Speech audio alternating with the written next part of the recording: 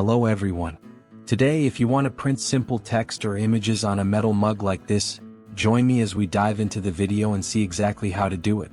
Here I've got a metal spoon ready. The first thing we need to do is use a hammer to flatten the head of the spoon.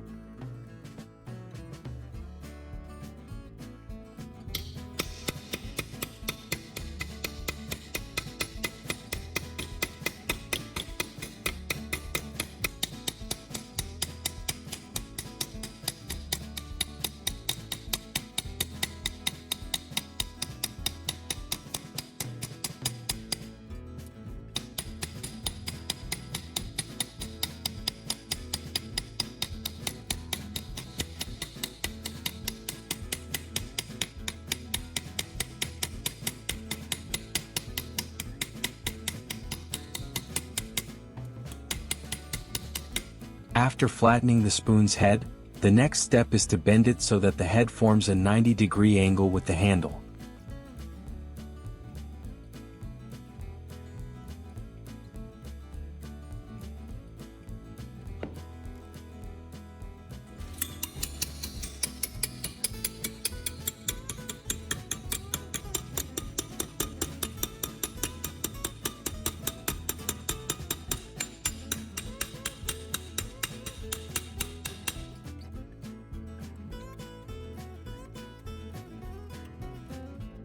The handle of this spoon is a bit too long, so now we'll trim it down to make it shorter and easier to work with.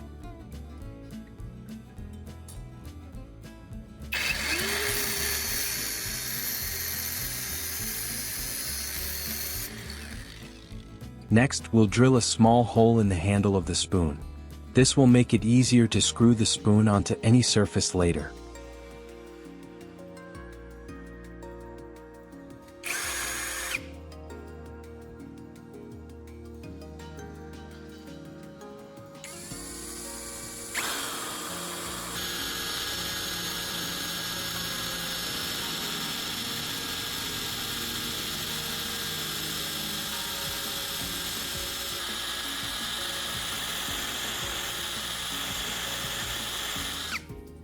When drilling, take it slow because the spoon's handle surface is quite slippery.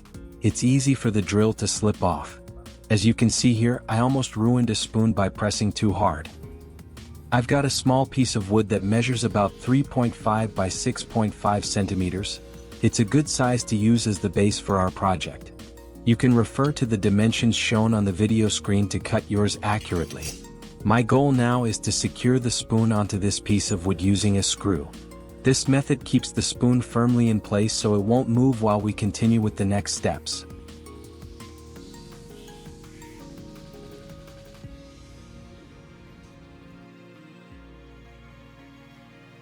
After that, we'll attach a handle to make it easier to hold and work with. This step makes the whole setup more stable and comfortable to use. I'm going to reuse the handle from a paintbrush since it feels really comfortable to hold. If you think using a paintbrush handle is a bit costly, you can use any alternative material instead, as long as it provides a good grip and feels comfortable in your hand. Normally, there are many different ways to attach the paintbrush handle to the piece of wood. You can use any method you like as long as it's secure. Wood glue, screws, or even wire wrapping will work as long as the handle stays firmly in place and doesn't wobble during use. Since prices are going up and even paintbrushes aren't cheap anymore, I'm just using liquid glue to attach it temporarily for short-term use. That way I can remove and reuse this handle multiple times later. Still, the overall setup looks pretty unique and interesting, doesn't it? On second thought, I'll add 2 screws to make it sturdier. After all, I'm planning to sell this tool for 200 times the price. It's got to be solid and good looking to match its commercial value, right?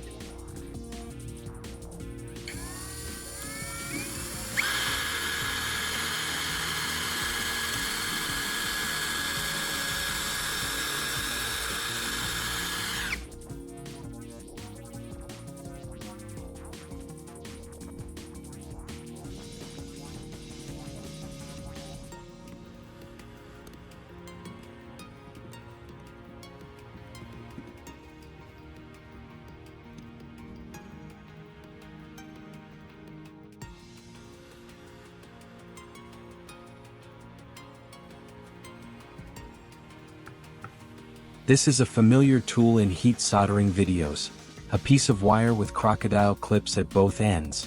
We'll connect one end to the screw that secures the spoon to the wood. This allows electricity to flow from the power source to the spoon.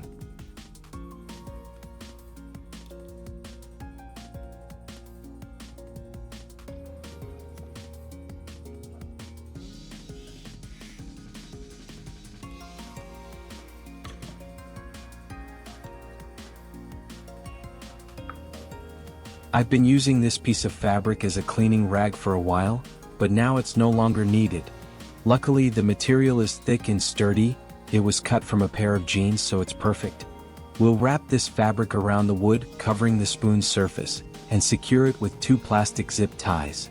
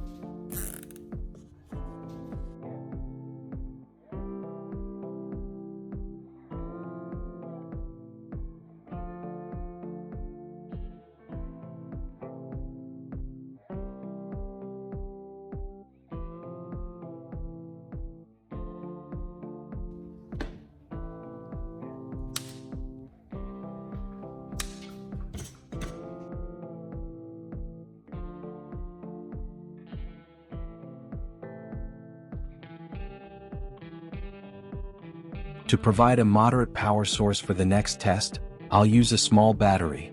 This battery delivers a stable current, enough for the upcoming steps without overloading or posing any danger. We'll connect this end of the wire to the negative terminal of the battery. I have another similar wire to connect to the positive terminal of the battery. Now, prepare a bottle of diluted salt solution. You can follow the mixing ratio I'm using here in the video to ensure the solution conducts electricity well while remaining safe for the experiment.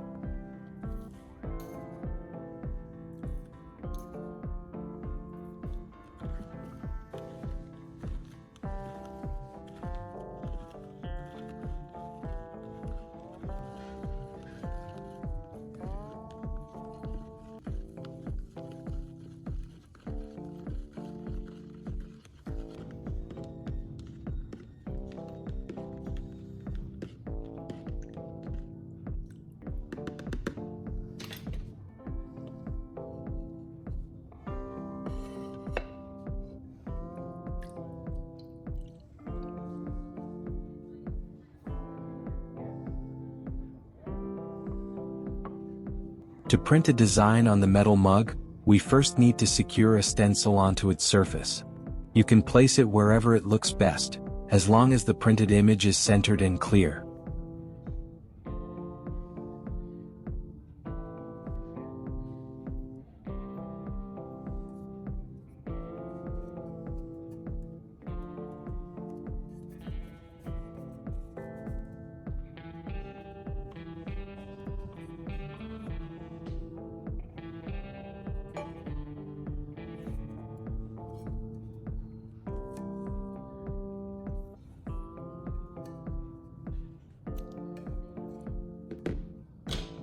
Once the simple stencil is secured on the mug, the next step is to connect the positive terminal of the power source to the mug itself. This allows electricity to flow through the mug's surface, preparing it for the printing process. We'll dip the fabric-covered tip into the salt solution, then press it onto the stencil area on the mug. This step helps conduct electricity and transfer the image from the stencil onto the metal surface effectively.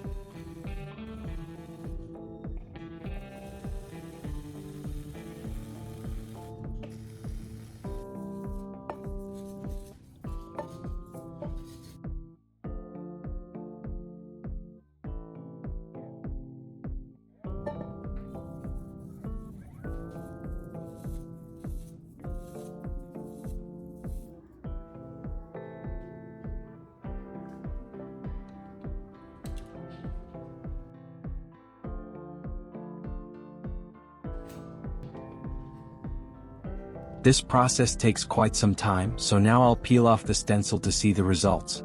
This is the moment to check if the design came out clear and evenly. It looks pretty good, doesn't it? Now, let's clean the mug's surface to remove any dirt or leftover residues, making the final product look neat and polished.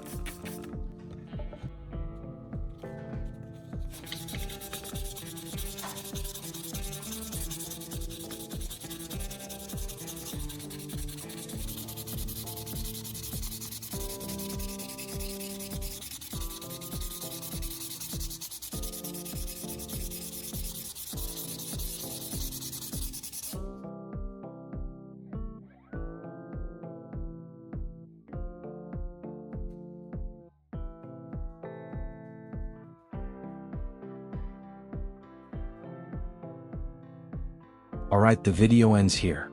I hope this tutorial has helped you understand how to print text and images onto a metal mug in a simple and effective way. If you found it useful, don't forget to like, share, and leave a comment about experiments you'd like me to try in upcoming videos. Thank you for watching, good luck trying it out yourself, and I'll see you in the next videos.